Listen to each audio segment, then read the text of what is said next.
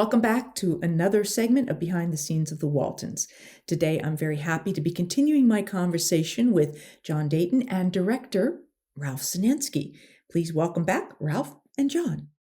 Table reads, because I didn't realize they were even happening. I think maybe one of the first episodes or something, they tried it with all of us, and then they immediately went, no.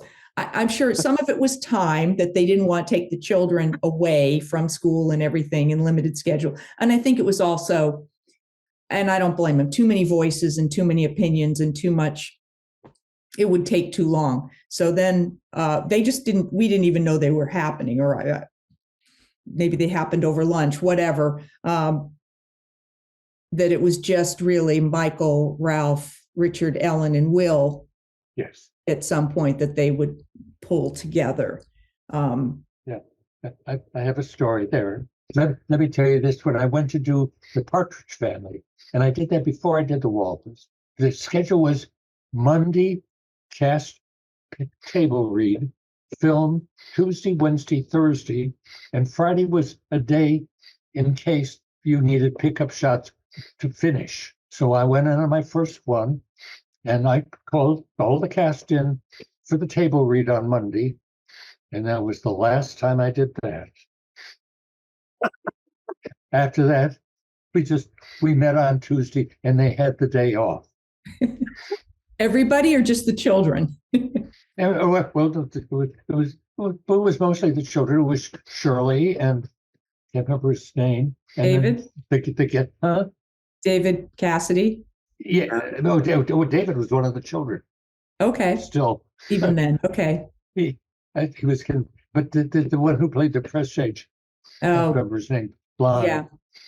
And then, the guest star, John McMartin one time, Ray Bolger, Rosemary DeCamp one time. So would you do a table read with them? No. No? Okay, just nobody. Everybody had Monday off. And let me tell you this, because that it really applies to the Waltons too.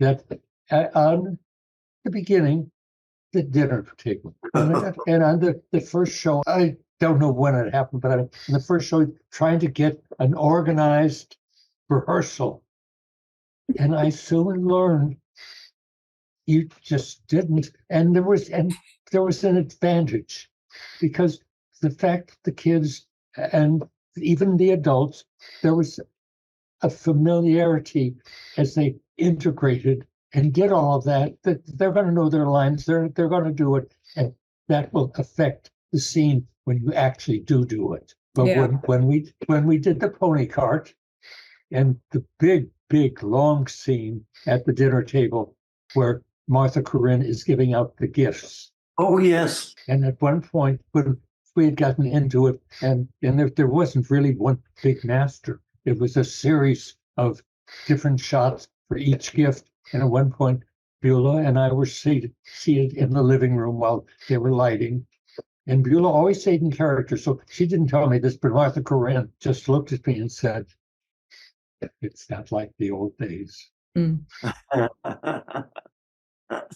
I remember naively asking, what if the kids open one of the presents and you have to cut? Do we have to rewrap the presents? I think our prop guy had like several ready. I'm sure. I don't think we had to go back for too many retakes. When you're doing shorter segments like that, and you rehearse it, and of course you don't open it. And then, I always marveled at not only the adults, but at the kids, at how adept and professional you all were. Thank you. You really were. And came to the set, going back for a moment to The Wire, there's one great scene in The Wire, and that's between Eduardo and Cammy in the jail. It's a great scene, and he's wonderful in it. And I'm amused because Cammy has all the lines and he's just reacting. Mm. And she was, she, like all of them, we just were on. Judy, there was a scene I don't know why this always takes me. It's in the marathon, and it's in the scene up in the bedroom where Ben is working on the crystal radio, and you're there, and you've got a line, and I just marveled that it's so quiet, but there was just the reading of the line was so odd and so bright, and that just happened time and time again because the kids really were David in his quiet way, but they all. We found a rhythm, and we knew our dynamic together, and everyone, the characters they allowed us the freedom to sort of develop those characters. And that, and then of course I've told this story so many times, but in the late 50s, Sandy Meisner, one of the great, probably I think one of the greatest of the acting teachers, he was the big one at the neighborhood playhouse, and he came out to Hollywood 2 summers in a row, and did a 6-week course, the assemblage of actors, and a couple would get up and do a scene, and then Sandy would talk and discuss. And Sandy's thing, which kind of capped what I've been forming, was that actors play themselves in the imaginary circumstances. And that's so true. Yeah. I often am asked about, as an actor, how you create certain things, or the typical thing I get from both actors and viewers is, how do you cry? And it's an interesting thing because I look at someone like Michael, as brilliant an actress as she is, and how you always feel what's going on, does not produce tears running down her face. She, by her own admission, she's like, and yet in life, she's a water pot, Yeah. But it isn't, it's about creating the emotion and whether the tears come down or not. But I would just say, you just have to play what if, buy into those circumstances and find how they're personal, how you just commit to them. As you said, it's like, what if I was in these circumstances? What do these circumstances mean to me? What do they, how do I relate to them? So it isn't, it's committing to make believe. And we all do that as kids. We play imaginary games. Now, sorry, Judy, you were going to say something, but I don't want to miss the Firestorm because it's so special. And Ralph, could you just give us background, being drafted, how that, I had no idea how that experience that you had in Europe affected the way you approached the Firestorm. Well, to start with, that was not the first script they sent me. That was the first script after Robert Jacks had left and Andy White was there and whatever. And I don't even remember who wrote it. I remember the script. But up until then, I've done 6 shows. And I must say, I had out of the 6, 3 were great. 3 were really very good, and 3 were exceptional. The scripts. And then I got this one that was just, and so I graciously said, I really don't like this further, so I will politely bow out. And they said, no. And they handed me the Firestorm. But it had a different name on it. I can't remember what it was. I just read it and it affected me. My parents were both born in, I'll tell you this one, they were both born in Ukraine. And my father's family, my paternal grandfather, he had 10 children. He must have had a brother and a sister, but I don't know about them. But they left, and this would have been in the late 90s, or the late 1890s. Well, no, actually, that was my mother's family. They left in the late 1800s, and my dad's family, they were leaving in the very, very early 1900s. And Ukraine, right? the Ukraine. And, Which was and Russian. Fanny, who I never met, I mean, but I know that she left there. She went to China. Uncle Ben with his family, because my father was like 4 or 5 years old, but he had these older brothers that were married, had some kids. Uncle Ben went to Winnipeg, Canada, and Uncle Oran went to South Africa. And I met all of them except Aunt Fanny. So how did the persecution of the Jews affect your approach to the Firestorm? Just there. I mean, where do you get your sense of smell? It's just there. It's ingrained. So when you got that script, it was special, right? Mm-hmm. Oh, It was- it was a brilliant written script. There was only one request that I had to make, and that it was longer than what is in the show now. There was a whole session before you got to the beauty pageant and the in that part where they had a lot of games, And I went to a girl and I said, number one, we're not going to have time to shoot it. The script is long, and that's getting in the way of the rest.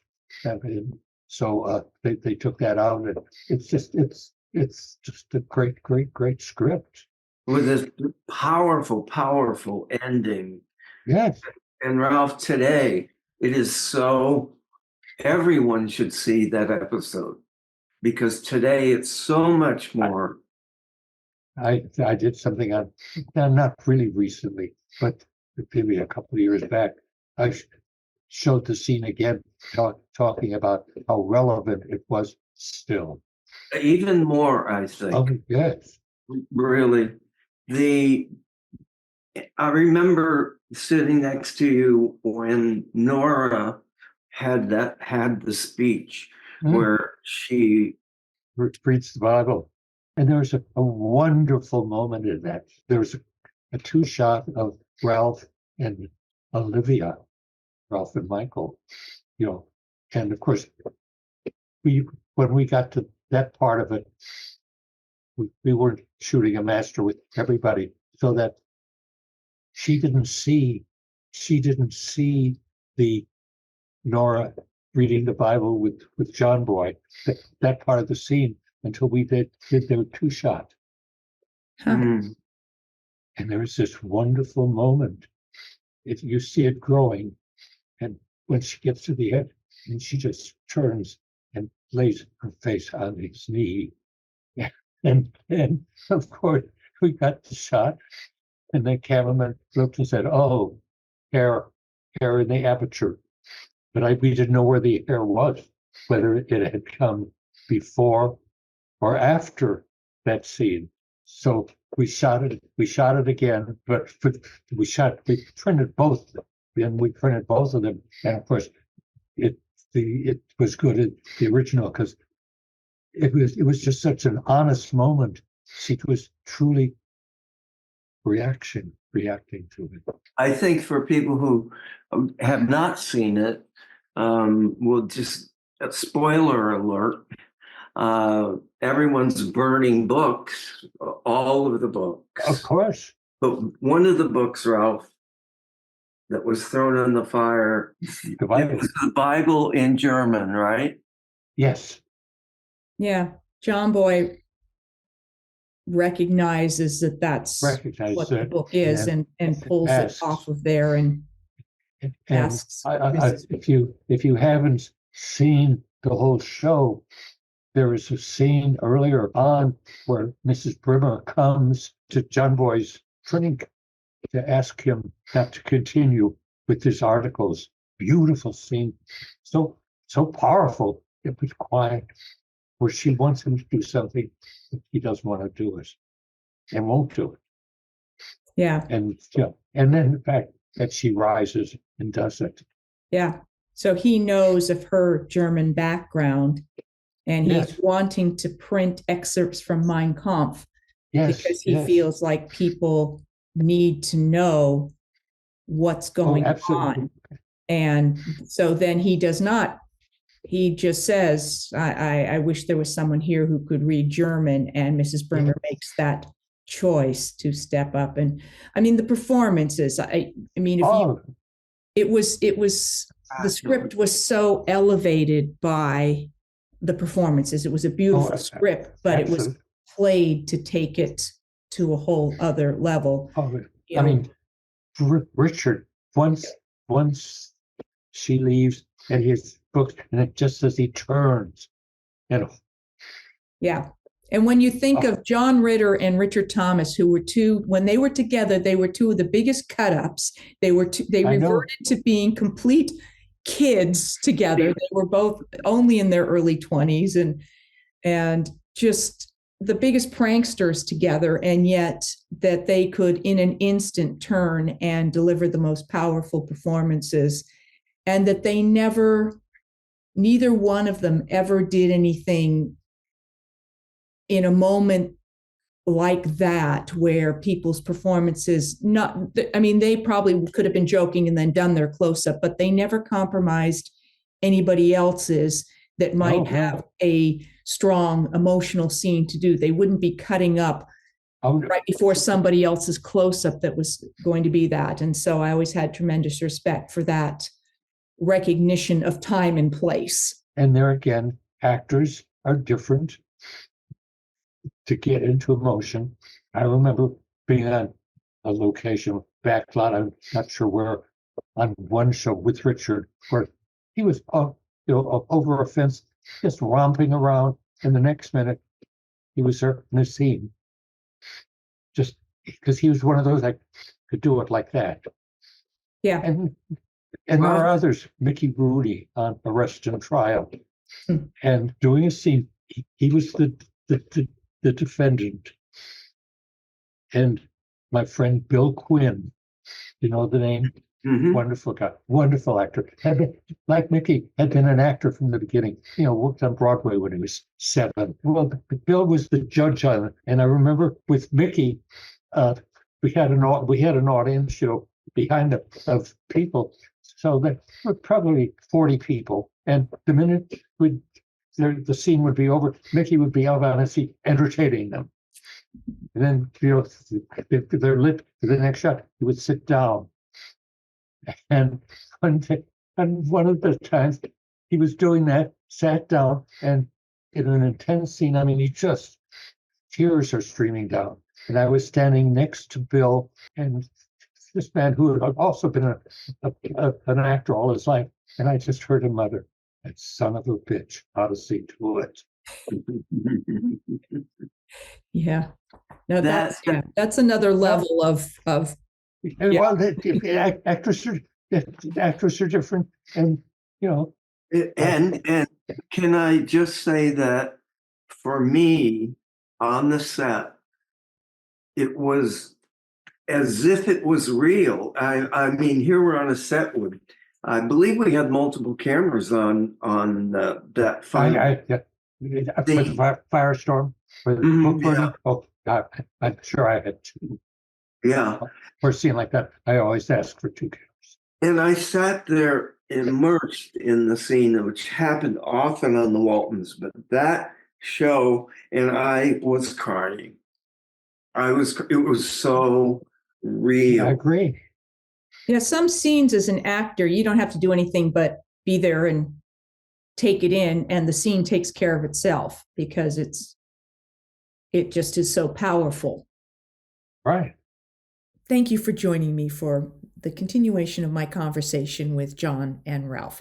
I will be back with more behind the scenes of the Waltons, more Ask Judy, and more special guests. Thanks for watching.